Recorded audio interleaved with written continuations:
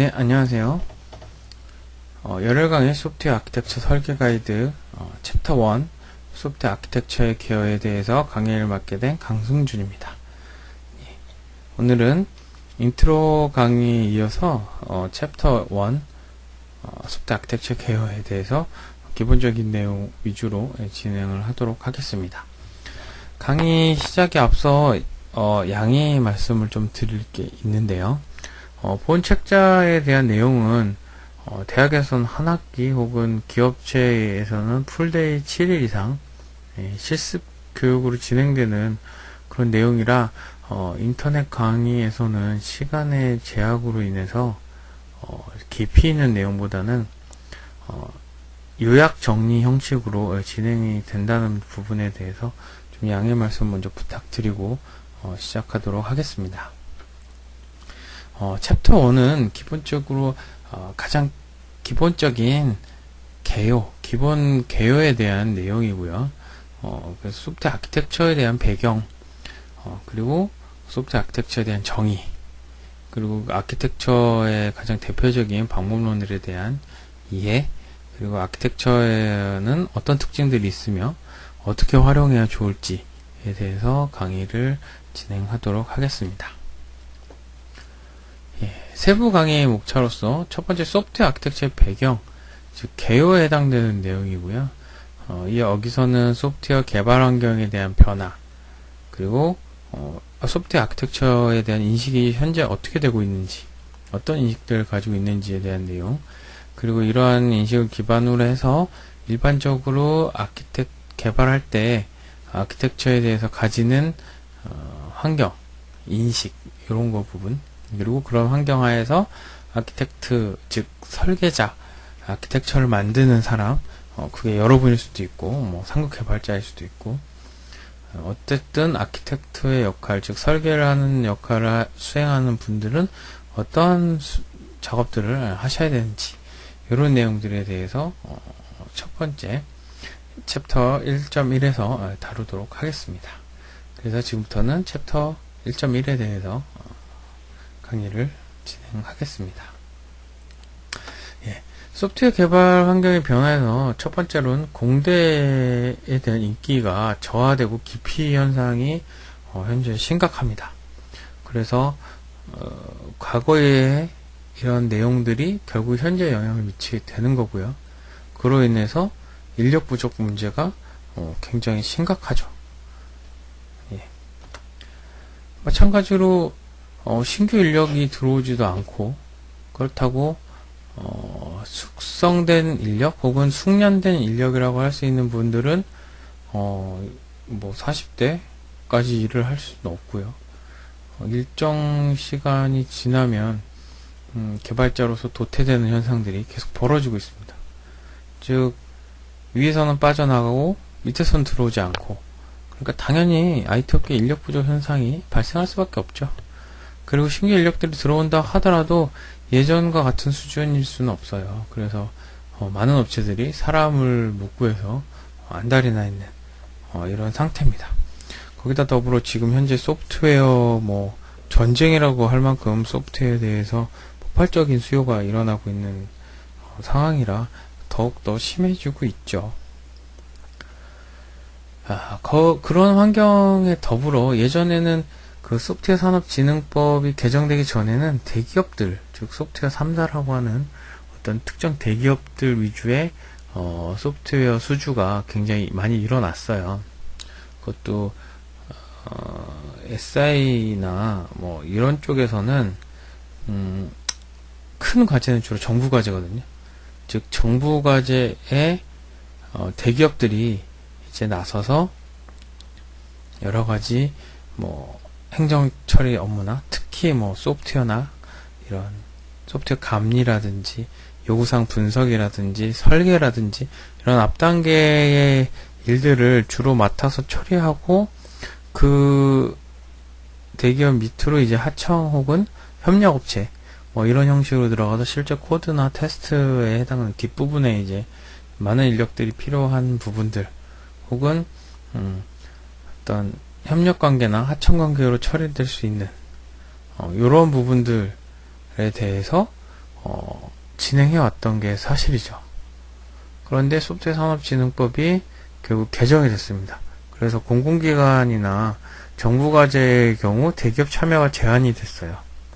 그래서 앞으로는 결론적으로 중견기업이나 중소기업이라고 하는 업체들, 즉 이러한 큰 과제의 경험이 없고 설계에 대한 경험이 좀 없으신 분들이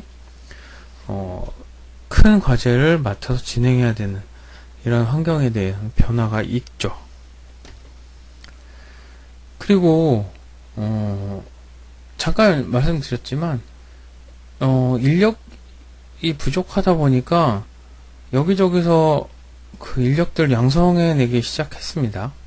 예, 그렇지만 소프트웨어는 어떤 전문적인 기술이 사실 필요한 영역이고, 그 전문 기술 영역도 얇다면 얇고 깊다면 굉장히 깊은, 굉장히 전문 기술이 요구되는 분야이기 때문에 쉽게 만들어질 수는 없거든요. 근데 이제 국가 정책이라든지 여러 가지 학원들이나 인력 양성기관에서 3개월 혹은 6개월 강의로 하나하나 많아야 2개 정도의 언어만을 익힌 상태의 인력들을 마구마구 배출하고 있습니다. 특히 비전공자를 이런 간단한 교육을 통해서 이제 개발자로 만들어내는, 찍어낸다고 하는 형식으로 개발자들, 저임금의 개발자들을 만들어내고 있죠. 그래서 이렇게 어떻게 보면 제가 나쁘게 생각하는 코더들을 막 찍어서 막 뿌리고 있습니다.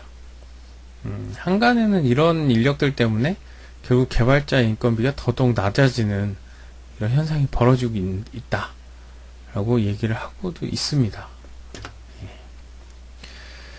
즉 이렇게 굉장히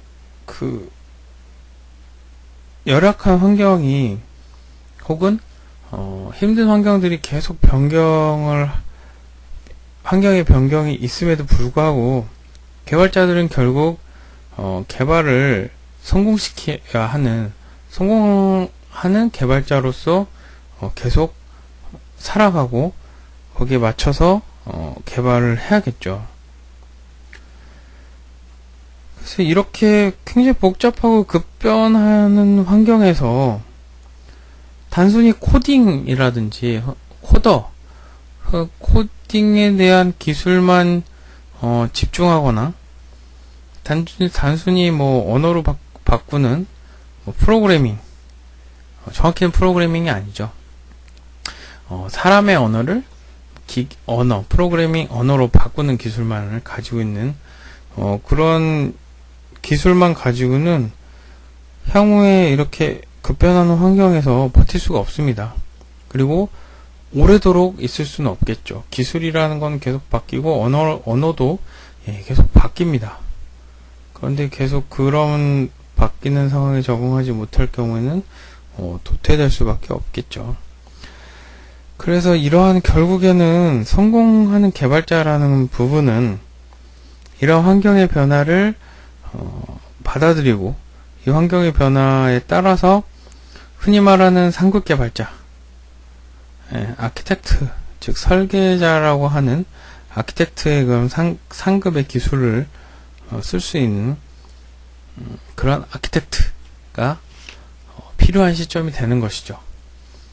꼭 설계만이 아니더라도 어떤 상급 기술에 해당되는 개발 기술들을 가지고 있고 그 개발 기술들을 발휘할 수 있어야 결국 개발자로서 계속 성공할 수 있는 이러한 상황이 되는 겁니다. 더 나아가 비즈니스적인 요소, 비즈니스적인 관점을 시스템에 잘 끌어들이고 잘 그런 부분들 비즈니스 관점을 구현시킬 수 있는 개발자를 최근의 환경에서는 굉장히 요구하게 됩니다. 그리고 요구하고 있고요. 그리고 이러한